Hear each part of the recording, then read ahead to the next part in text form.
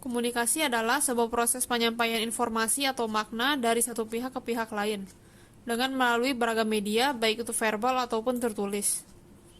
Komunikasi penting dan menjadi bagian yang tak bisa dipisahkan dalam kehidupan sehari-hari, karena dalam berkomunikasi memungkinkan kita untuk memahami dan memperoleh pengetahuan atau insight baru.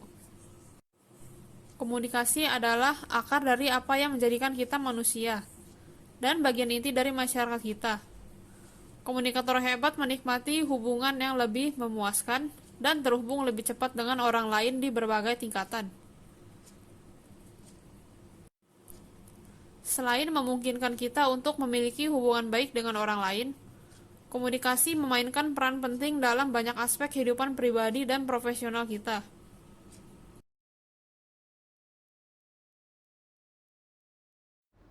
Idea formation adalah saat ketika ide atau informasi tercipta yang merupakan pokok bahasan komunikasi, dapat berupa pendapat, sikap, perasaan, pandangan, perintah, atau saran.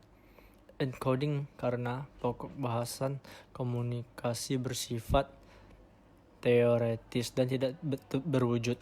Penyampaiannya lebih lanjut memerlukan penggunaan simbol-simbol tertentu seperti kata-kata, tindakan atau gambar, dan lain-lain. Konversi materi pelajaran ke dalam simbol-simbol ini adalah proses penyajian, message transmission. Orang yang tertarik untuk berkomunikasi harus memilih saluran untuk mengirimkan informasi yang diperlukan, ide-ide, dan lain-lain. Informasi ini dikirimkan kepada penerima melalui saluran tertentu yang mungkin formal atau informal. Decoding. Penerima adalah orang yang menerima pesan atau untuk siapa pesan itu dimaksudkan. Penerimalah yang mencoba memahami pesan dengan cara terbaik dalam mencapai tujuan yang diinginkan. Orang yang menerima pesan atau simbol dari komunikator mencoba untuk mengubah yang sama sedemikian rupa sehingga dapat mengekstrak maknanya untuk pemahaman yang lengkap. Feedback.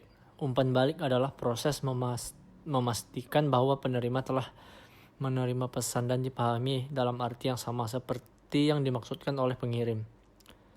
Memberikan sebuah informasi atau informing. Informasi yang dimaksudkan di sini adalah informasi yang memiliki kaitan bersama aktivitas dengan berbagai pihak. Contohnya seorang sales yang ingin meningkatkan target pencapaiannya, maka ia akan berusaha untuk memasang iklan di berbagai media. Masing-masing media ini memiliki kelebihan serta kekurangan, baik itu dari sisi biayanya maupun dari sisi impact yang didapat.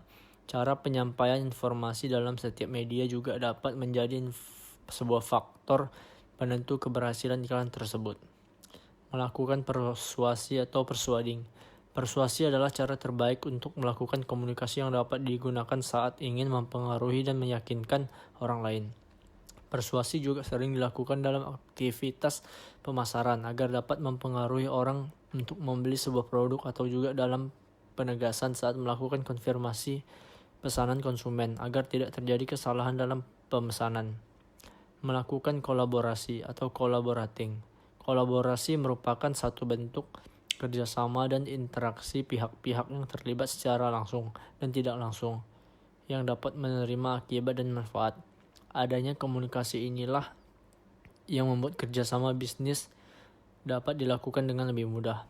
Komunikasi bisnis ini dapat dilakukan dengan berbagai media, contohnya melalui telepon, email, dan berbagai media lainnya.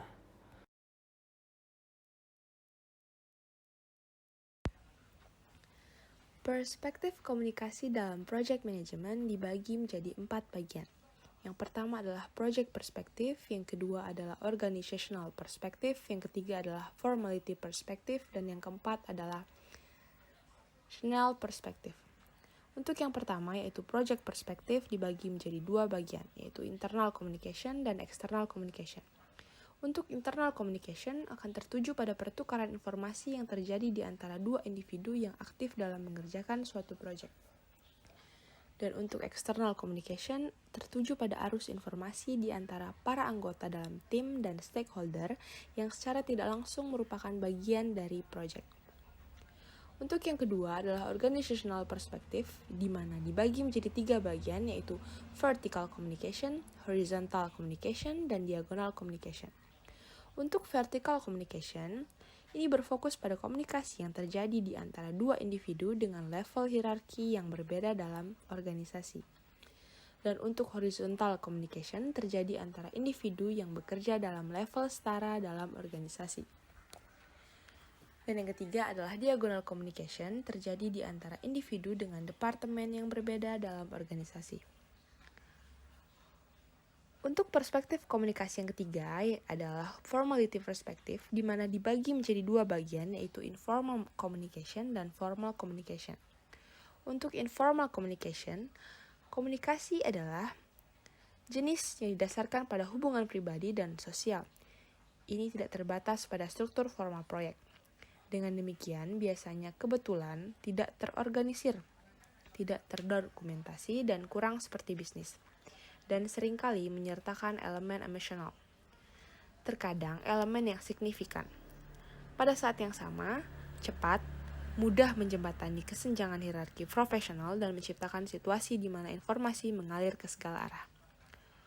Untuk formal communication, setiap saluran komunikasi formal, proyek harus didefinisikan dan tujuan masing-masing harus diartikulasikan sebagai bagian dari rencana ini. Siapa yang menjadi bagian dari saluran, seberapa sering, dan dengan cara apa saluran harus dilibatkan, bagaimana dikelola, dan bagaimana laporan didistribusikan di dalam dan di luar saluran. Dan untuk yang terakhir adalah channel perspective, di mana bagaimana cara seorang project manager mentransmisikan pesan yang ingin disampaikan, verbal atau non-verbal, tertulis atau lisan, tatap muka atau melalui telepon. Ada banyak jenis media komunikasi yang bisa digunakan. Beberapa faktor yang perlu dipertimbangkan ketika memutuskan saluran apa yang akan digunakan, yaitu tujuan komunikasi, hadirin, dan juga informasi. Saya Tara Sabrina dari tim 5. Di slide 10 ini saya akan menjelaskan penerapan komunikasi yang baik dalam project management. Dalam project management terdapat 5C yang merupakan sebuah syarat komunikasi yang baik dalam project management. Yaitu yang pertama ada clear atau jelas, kedua kohesif, ketiga komplit, keempat konsis, kelima concrete. Yang pertama kita bahas clear atau jelas, yaitu informasi sejelas mungkin dan hendaknya sependapat. Lalu kedua kohesif, keterpaduan atau koherensi dalam komunikasi. Ketiga konsis, yaitu tidak bertele-tele. Keempat concrete, konkret dan tidak abstrak. Kelima komplit, yaitu menyediakan informasi yang cukup untuk menunjang kualitas informasi. Kesimpulan dari kunci komunikasi yang baik adalah perspektif komunikasi memegang peranan penting dalam kunci kesuksesan komunikasi dengan memperhatikan 5C yang harus diaplikasikan dalam komunikasi project management.